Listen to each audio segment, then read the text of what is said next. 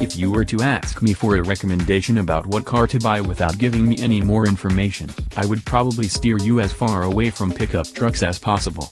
My personal ride of choice is a small hatchback.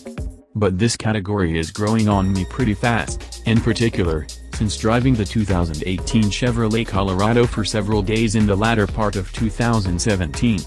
This truck proved itself a capable, enjoyable ride from the first minute I sat in it, and the truck continued to prove itself over the next few days. Given the chance to drive something with more space than my usual car, I took full advantage of this Chevy's capabilities, doing everything from an IKEA run to picking up a Christmas tree, even taking it out for a rail mountain biking day on Long Island. Pickups make for productivity. When I picked up the Colorado from the garage, I had an entire to-do list in my head of things I wanted to knock out while I had the truck. First up was the aforementioned early morning run to IKEA to pick up a big bed, a bookshelf, and some plants, all with kids in the back. No problem. Next stop, taking the kids to their Parker class, which turned out to be a big win. They loved the truck.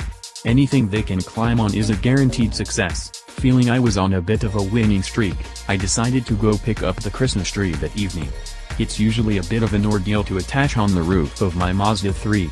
It couldn't have been easier here, obviously.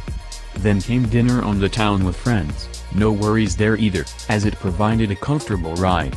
The next day, I put 2 mountain bikes in the back, with the help of the great Thule gate made to protect the tailgate, and off we went.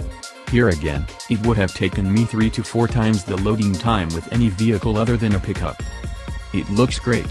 This truck is quite the looker, particularly as tested in Redline Edition form. The red accents on the black rims really give it a visual edge. Not too big, not too small. The Colorado is a mid-size pickup, so you don't need a ladder to get in. You can park it in New York City without circling around for hours. Even though this model was the short box version, it's plenty big enough to carry on all the activities described above. The back seat can comfortably host 3 adults. A fun, easy drive.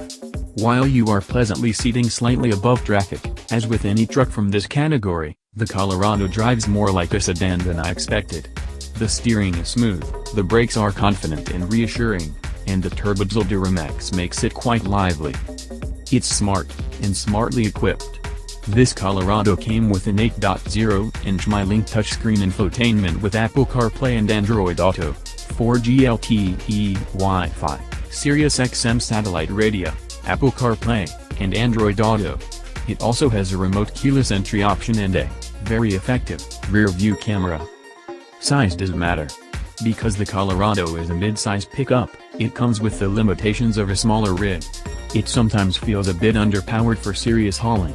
More common larger trucks offer more in-cab storage, and the cabin can feel a little snug for folks of a larger build. But it's hard to fault the Colorado too much for these, because that reasonable size is one of the reasons it's so handy in the first place. Not very fancy. The interior is quite far from luxurious.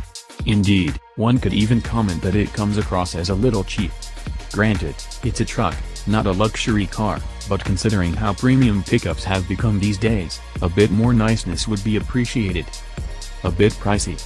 The Colorado starts off fairly cheap, but once you start adding options, it can quickly start to move to the expensive side of the scale. In the configuration tested, it came in at nearly $45,000.